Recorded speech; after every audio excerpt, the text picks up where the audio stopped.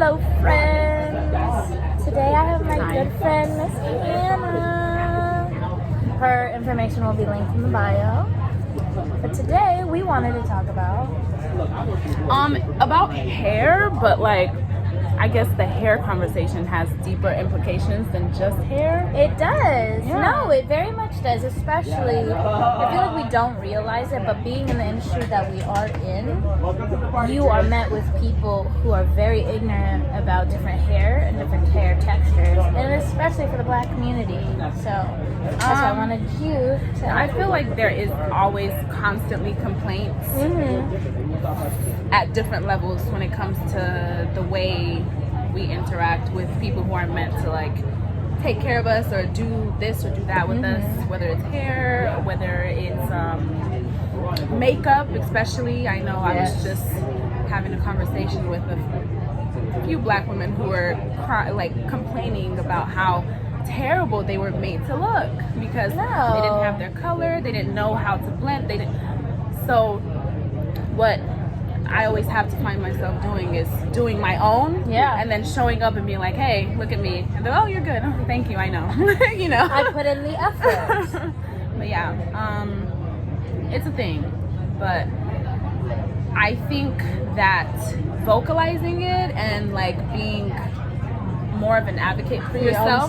You have to be an advocate for yourself when it comes to that kind of stuff, because when you don't speak up and when you don't directly say, hey, this is that, one, they won't really know how to necessarily treat you, and two, you just have to go for what you need, you know. And back to the hair topic though, I think just recently, while getting this beautiful style done, Screaming when she told me the story. So I did not realize how much I actually didn't have respect for my own hair until 2 nights ago. Very recent. Was very it like recent. very recent? It took an experience of me, of like a very dramatic experience for me to realize that, oh my goodness, I haven't been showing the respect and the love for my own person as I should have. So my friend who so lovingly and kindly helped me do my hair, which I'm so appreciative of, and I'm so appreciative of the whole experience in general, because okay, so I was telling Valita about an experience that I had about me getting my hair done, and how my friend doing this hairstyle that you see now really showed me how much I lacked respect and how much I lacked love for like my hair in general. And the funny thing is that I actually put in quite a bit of like a good level of effort to maintain my hair, to nourish my hair, to do this and to do that with my hair, but for some reason it was lost on me on the importance of actually showing respect in my heart for it, and not just like going through the motions, but actually having the love in my heart for it.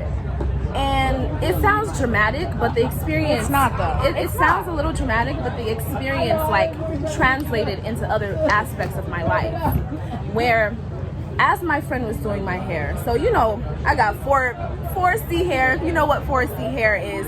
If you don't know what 4C hair is, just do a little bit of research, Google it real quick, and they'll show you a chart of 4A, 4B, 4C. It starts from like 2A, I think, from straight to all the way kinky. I have the kinkiest version, 4C.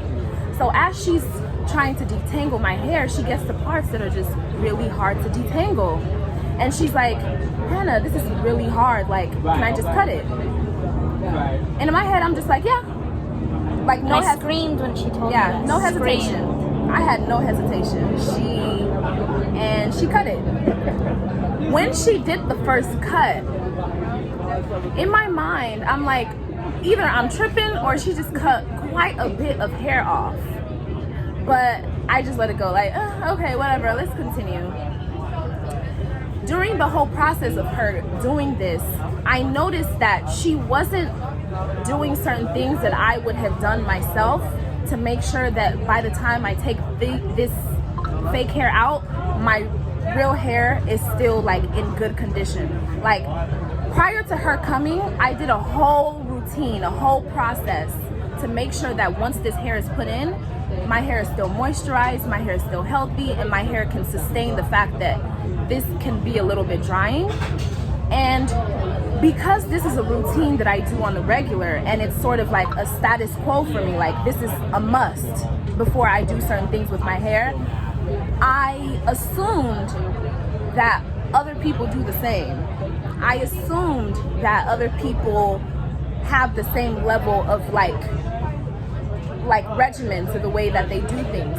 But it took me having my hair cut 3 different times by her to realize that 3 different sections. 3 different sections of my hair to be cut, to realize that wait, I had to stop her and be like, excuse me? Wait. Let's take a step back. And I wasn't upset at her at all. Not even a little bit. But what it did for me was realize that, oh wait, if I would have had enough like respect for how much effort I put into like my hair and like, you know, just the self-care aspect of the whole hair care situation, I didn't have enough respect for how much work I put in. And because of that, I allowed her to just cut my hair. I'm just like, yeah, let's just do it. And so let me read what I wrote. From that experience, it brought this like, I don't know, epiphany or realization where I wrote, be careful of who you allow in handling your crown. They have no idea what it takes to carry it. They have no idea what it took to attain it. They have no idea what it takes to maintain it. Now, I'm so happy that I had that experience, even though it took such a dramatic act of like my hair literally being hacked 3 different times before it hit me. Where I'm like, Hannah, it like, and mind you, the only reason why it really like sunk in what was going on was because I was looking in the mirror. On the 3rd cut that she did, I was looking in the mirror and she cut my hair, and I just see my hair sticking up like this, and I'm like, oh my God, she cut so much. Now, if you know anything about African American hair, there's something called shrinkage. So sometimes it looks a lot shorter than it is when it's not in a stretched state, and it was in a really unstretched state. So she just cut it. So she cut. She cut a lot. She cut an unstretched stage that was about this long. So the unstretched stage that was about this much was probably about this length. No. Can you imagine that being hacked in 3 different sections of my hair? Oh my God. Now, I'm not that upset about it because I'm just so grateful for the realization that I received out of it. I'm just very happy that like now I know that I'm translating that lesson into other aspects of my life, where right now I'm going through a process of trying to like basically address a lot of like my mental health and like emotional health and spiritual health. I'm really trying to take that seriously, and I'm really trying to address a lot of things that for the longest time I just ignored and I thought was just like, you know, whatever. But the process of me going through this has allowed me to see that, like, has allowed me to not only see the good in myself, but it's allowed me to be able to pinpoint the good in other people, and to be able to tell other people as well that, like, hey, once upon a time, I used to think that the things that were good about me were minuscule. I used to think that the things that were that people would like appreciate and would tell me like, hey, this like, I love this about you, and I appreciate you being this way, this and that. I used to take those things very lightly, and I ignored them, and I didn't allow it to be part of what I loved about myself. And I guess the message is just that, just try not to take the efforts that you put into aspects of your, whatever aspect of your life that you're putting effort into, lightly. Because what that lesson taught me was, as she was going through the process of doing my hair, I kept telling her like, hey, you might need to increase the sizes of the sections that you do in my hair, because I've had experiences before where people who do my hair didn't realize how thick it was, and they would put way too much hair in my head because they didn't realize that. And for the longest time, I would wonder like, why would they constantly do my hair this way? It was because I didn't realize that when they do other people's hair, it wasn't as thick as mine. So I guess the whole process just showed me that I don't know, it just showed me that,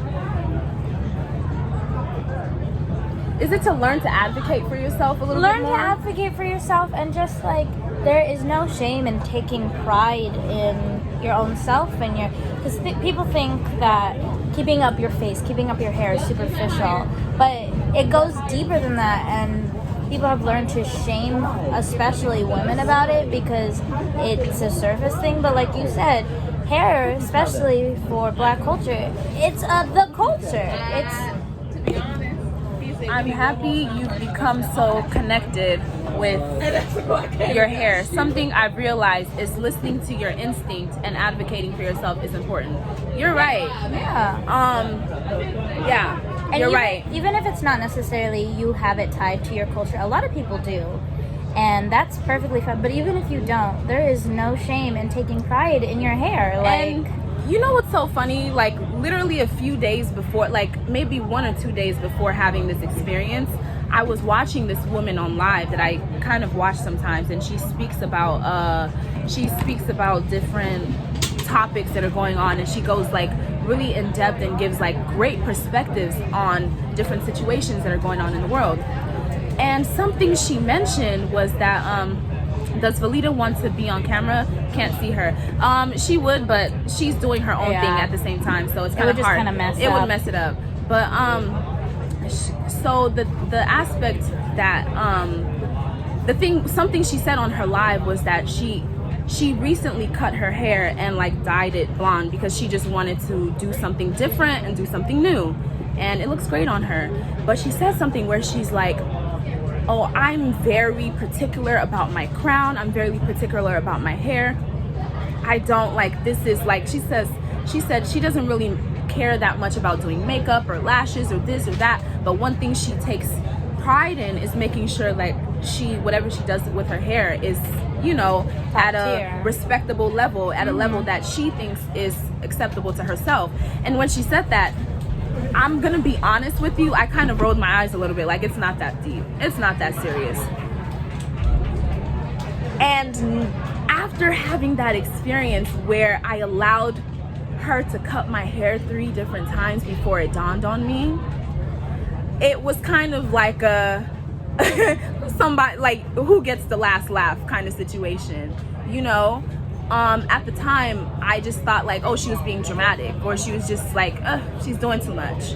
But I put in so much work into making sure my hair was healthy that, you know what, that work that I put in, I can now give it to my friend who actually helped me do my hair. And the thing is that like the reason why she cut my hair so much is because she didn't realize how much work I actually put in to make sure my hair was maintained well. So now, because of all of the like sort of years I've put into amassing the like knowledge on how to take care of myself and take care of like my own crown, I can now give that to her and show her how I did it, show her how I got my own hair to be sort of thicker, and show her how I got my own hair to be healthier and longer, and I'm very excited to do that for her. Like, I'm like almost screaming on the inside to be able to give her what it took me years to develop and to learn, and I'm still learning. So yeah. And I mean, to kind of add on, we talked about it a little earlier, but people don't even know how to deal with straight hair, and straight hair has no texture, has nothing, and people, because we're so used to that being the norm, being that the presentable looking look in especially American society, women can show up with like little pineapples on their head and that's acceptable, even though their hair is damaged, it's greasy, it's nasty, it's all, I mean, like, I'm just being honest, and there's nothing wrong with that, but they didn't put any effort into making it presentable for work.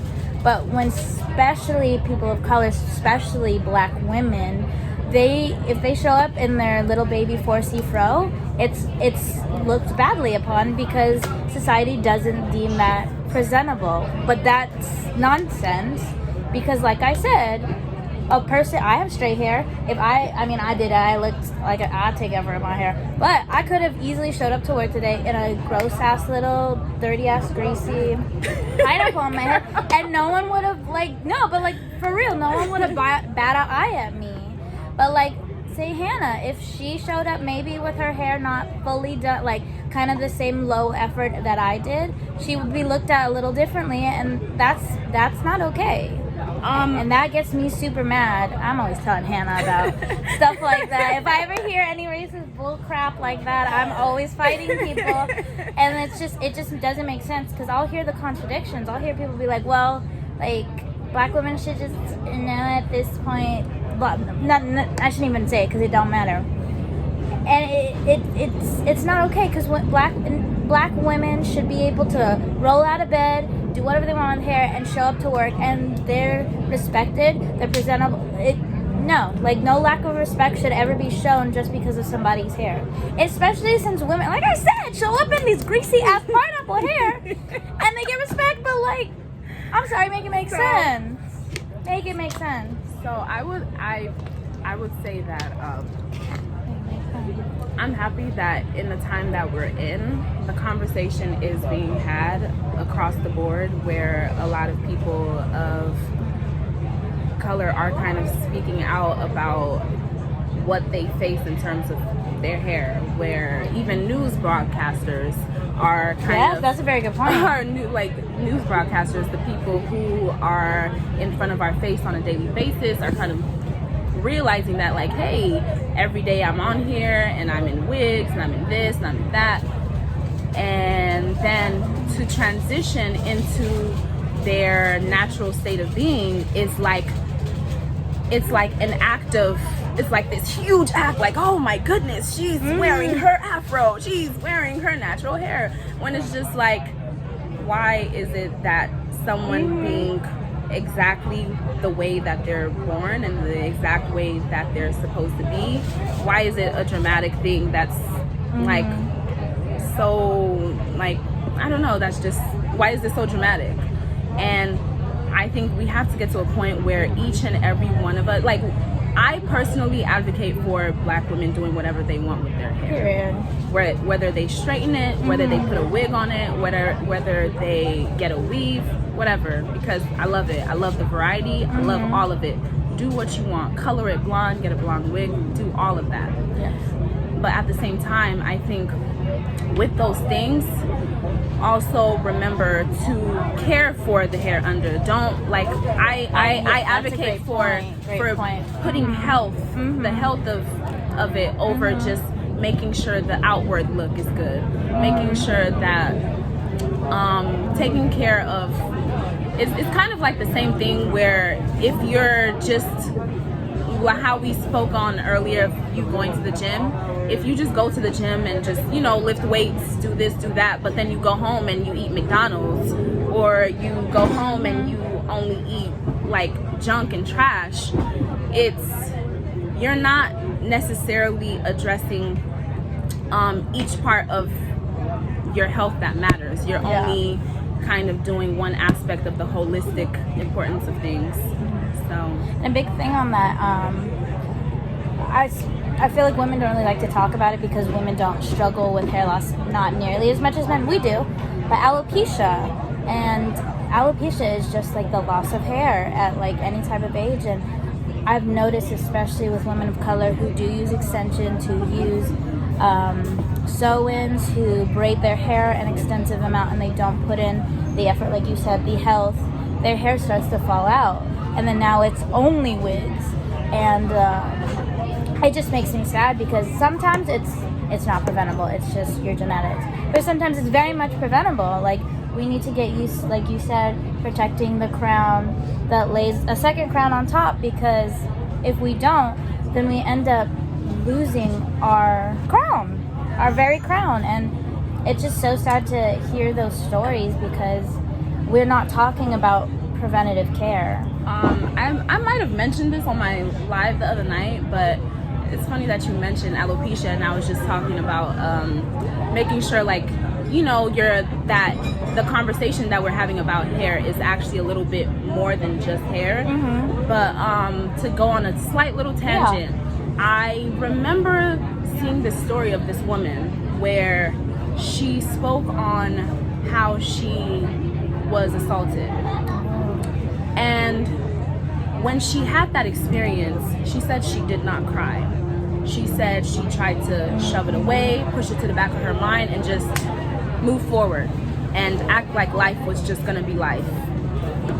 And she said in the process of her trying to just suppress what happened, she started losing her hair. She began to, you know, her hair just coming out.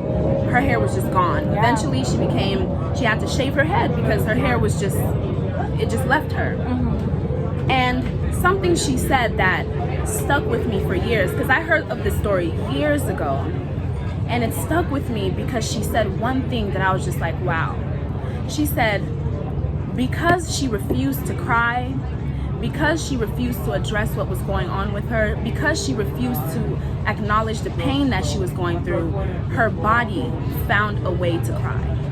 Her body found a way to grieve about the situation. So a lot of things that we do and don't do in terms of like our the way we care for ourselves. If you care for yourself well, it, like you mentioned earlier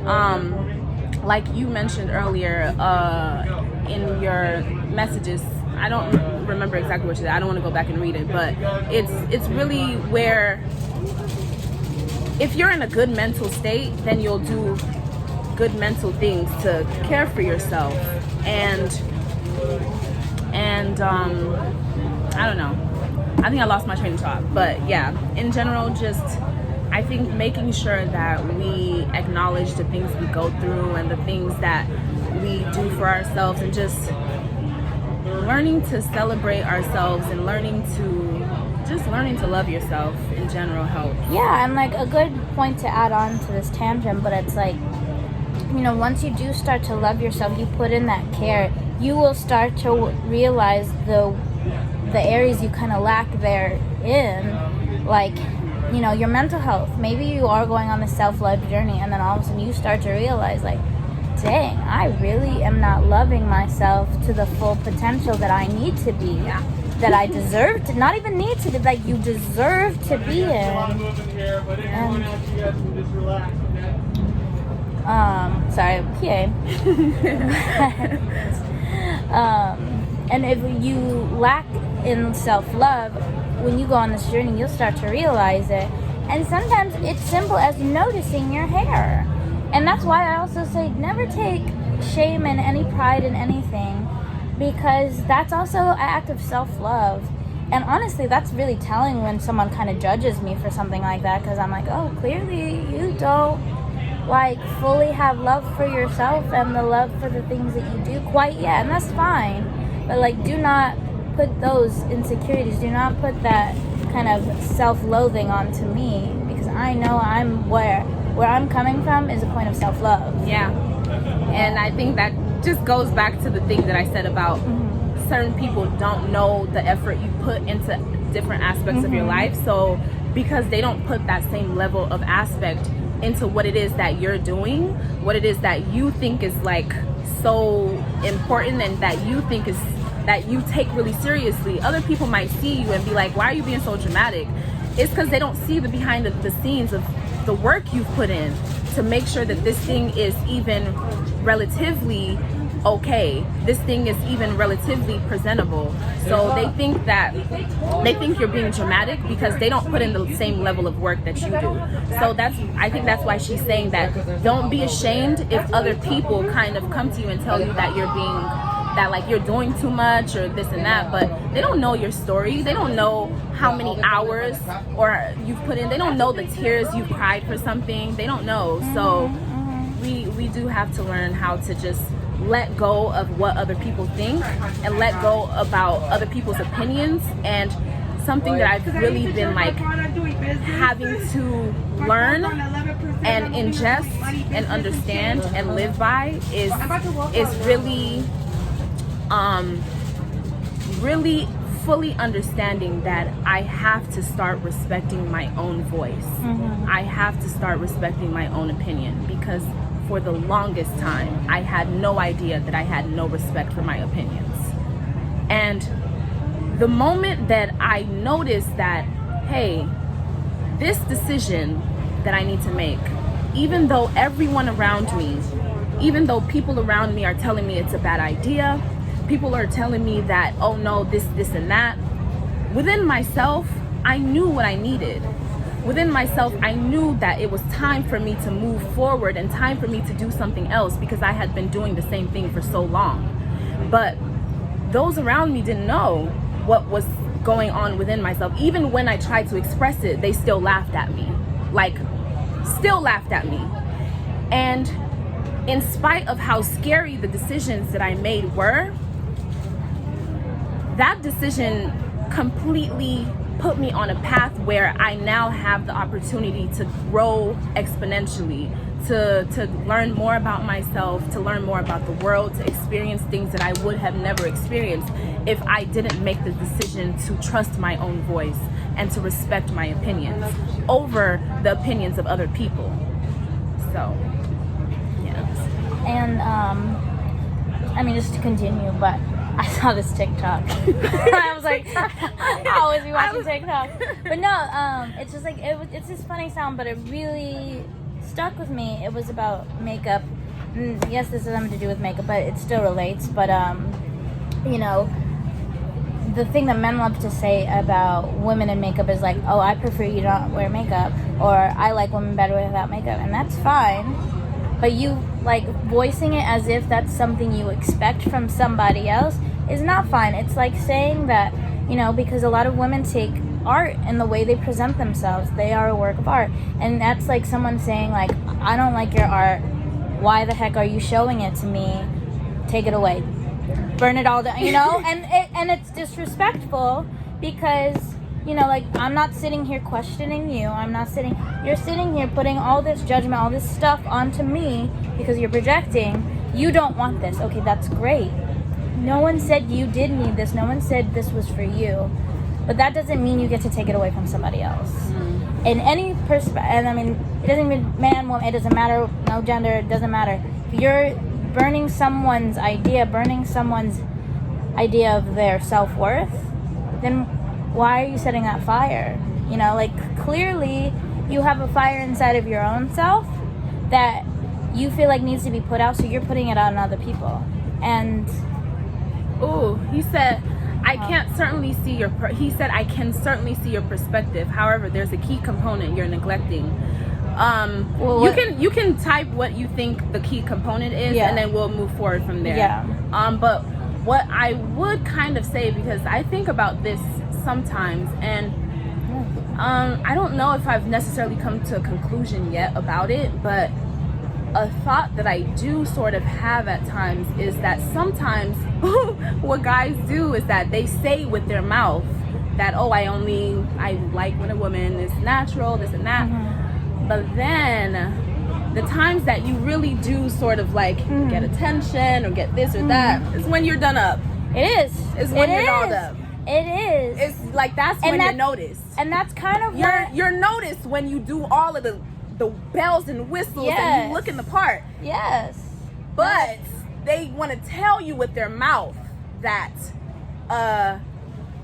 don't do this, don't do that, which is, hey, say what you want to say, but the way that you move about it is a little bit different than what you say with your mouth at times. So he said, which is many women say they are doing these makeup, etc. for men. And many men, I know myself including, are thinking, I don't like that. You know what's funny though? I think you know what's funny though? Men always say that like women do makeup for men.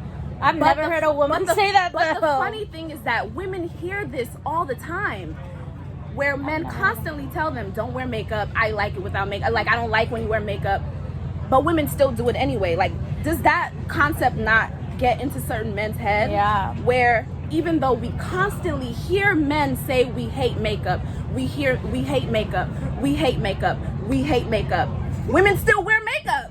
So what does that tell you? Women don't wear makeup for men. I hear this all the time. Women wear makeup for men. But why do women still wear makeup if a man is telling them that they don't like makeup? It's not for him. It's not for the man. It's not for the man. Does that make any sense? And then, like you said, and I said many women, not all women. That argument is just kind of this now, that like. I get the aspect that there are a lot of women who do have self-confidence issues. There are a lot of women who have self-confidence issues and do use makeup as like a mask in a way, which is like an understandable thing to acknowledge. But also, can we talk about men who grow beards? But no, let's be real. No, let's be real. Men will grow beards because they think, and a majority maybe of women think they look better with beards. The moment that thing is shaved, I'm sorry, but a lot of the times it's either someone looks 20 years younger, which is not the vibe, or they just look completely different, and that's on them. And even haircuts, I've seen men look dramatically different if they get a different haircut, and I am not necessarily attracted to them physically anymore. So let me read what he said. Both. So he said, thank you, no problem. She said, I said many women, not all women. So I'm extrapolating my experience with women. You're sharing yours. I can certainly agree to your perspective. Okay. So yeah, I like, my thing is like, I don't want to say that like everything is certainly black and white and that everything is just this way that I'm saying. Yeah. Because at the end of the day, there are a host of different people, and different people, depending on where they are in their sort of like mental state and their emotional state in life, they have different reasonings for doing what they do, or different reasonings for not doing what other things. Like let's go back to the makeup thing, where like for me, for example, when I first started wearing makeup, I only started with eyeliner. And I noticed after a while of wearing eyeliner every day when I was in high school that whenever I wouldn't wear eyeliner, I would feel like I was hideous. So because of that, I'm like, I'm going to make a specific intentional choice to stop wearing makeup, so that when I see myself in the mirror, I can remember what I look like and know that I'm not this horrible looking person just because I don't have this piece of makeup on. And I think sometimes the problem is that some people don't notice that, don't address that, and they don't acknowledge like what that can do to you. So some people just constantly like, when they notice that, like when they don't have on makeup and they feel terrible, they don't take that step to be bold enough and be strong enough to put it aside and then go through the process of seeing themselves as they really are again and get used to being just themselves. So I think a lot of people need to take a moment to see, not just with makeup, you know, I found that a lot of people do use many different things in their lives as a makeup. Some men use their money as their makeup. Some men use their clothes as their makeup. Some women use their careers as their makeup. And it's it's just a whole host of things that we can turn just what makeup does to what people do in their lives in general. And I think all of us need to take a moment to be more introspective and see the things within ourselves that we need to take a moment and address and be like, what is it that I'm masking? What is it that I'm using in my life to sort of like mask the truth of who I am, mask the pain that I'm going through? Yeah. And I have sort of been having these conversations with people periodically where I'm telling them that, like, sometimes where you see someone acting out, or someone who's cold-hearted, or someone who's just sort of mean-spirited in a way, I'm telling people that, like, it's easy to sort of like villainize the person, but you need to realize that sometimes that behavior is only a symptom of the pain that they're going through. And usually it's projection. So let's take a moment to see what he said. He said, the reality is we live in a diverse society, and the way we have to evolve as a species to mate is through physical acts and emotional sacrifices. There's no wrong way or right way. My perspective is whatever you prefer, find that. If you're trying to change a person to fit your personal preference, that can certainly be problematic. Yes. Yeah. So if you're trying to change a person to fit your personal preference, that can certainly be problematic. 100%. Yes. Because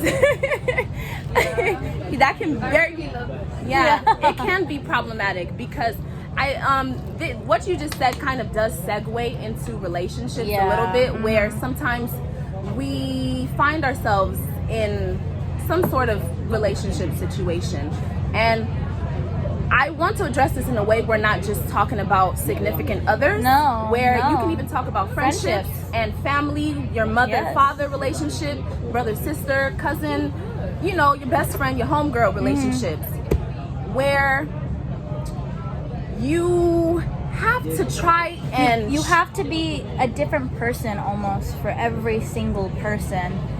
And you kind of develop these different personalities, but as you kind of get older, at least I'm talking personal, I'm not talking about everybody, this is me personally, but I've noticed that, like, I've quit putting on these different masks for different people. Yes.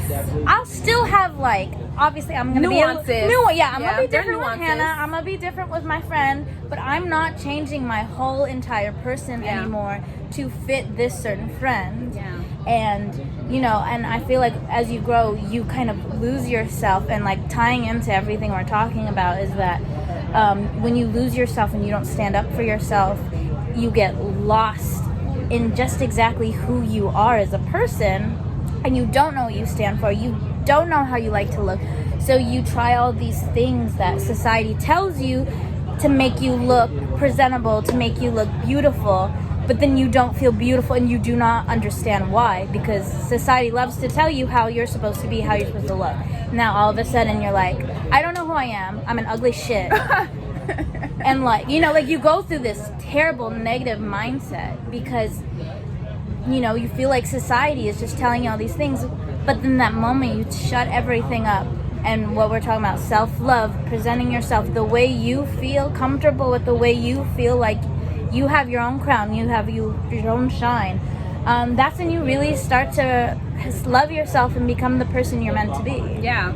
And I was just telling this to this young woman that I was speaking to the other day, where she was telling me a few bits of the issues she was facing with herself and her family and things. And I told her that, like, I realized recently that for the longest time I felt like I couldn't breathe at times. Like I do struggle with anxiety still at times, so I still have those but before I started going down this journey of trying to understand myself and love myself more, I would feel like in a constant state of like I can't really breathe. I just feel so uptight, and that like I couldn't tell what was going on. And when I realized that I was sort of living a life that was only a life to be presented to other people on this beautiful platter, like, look at me.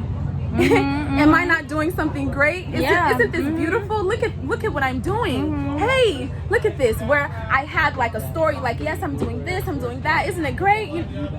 When I stopped doing that, I realized that what I do not fit the mold that the world tries to put you in. I'm shaped with curves and nuances and just different, just in a completely different way. But I was like, there is no mold at all, period. There is no mold whatsoever. Continue. And what I was doing that with all of my nuances and like just the way that I'm shaped completely uniquely, I tried to shove myself and I tried to force myself into a mold that I just couldn't fit in. So I'm like cramped in there and I can't move and I can't breathe and I can't move forward in my life. And I stayed still for so long, stayed stagnant for so long because I put so much effort into trying to make sure that I fit the mold. So much effort into trying to make sure that like, whew, do I look right? And once I realized that I have to stop caring about that, that's when I made some kind of progress. That's when my life started to transform. That's when I started to see the beauty in myself. And that's when I was able to now be able to, that's what gave me the ability to now see the beauty in other people. Because now I know what it looks like to be beautiful. I know what beauty looks like. Yeah. So when I see it in other people, I'm like, excuse me, come here, I have something to say to you. I'm like, excuse me, come here. Let me say something to you real quick. And I also have had to learn how to be more expressive. And I've been telling people this over and over. The person who you see now, who has words to say, who is able to be articulate, I was not like this a few months ago. The drastic change, sometimes I look at God and I'm just like, am I going crazy, God? Because I would have so much to say in my head, but sometimes I stop myself because I'm just like, maybe I'm a little crazy. No. Maybe I'm saying too much. No. But I've had to learn that like me feeling that way is me still trying to fit the mold of the world. It's me still trying to like look the part and just quiet and presentable and this and cute. But sometimes what I have to say, if it's not for one person, I pray to God that it's for another person. And it is.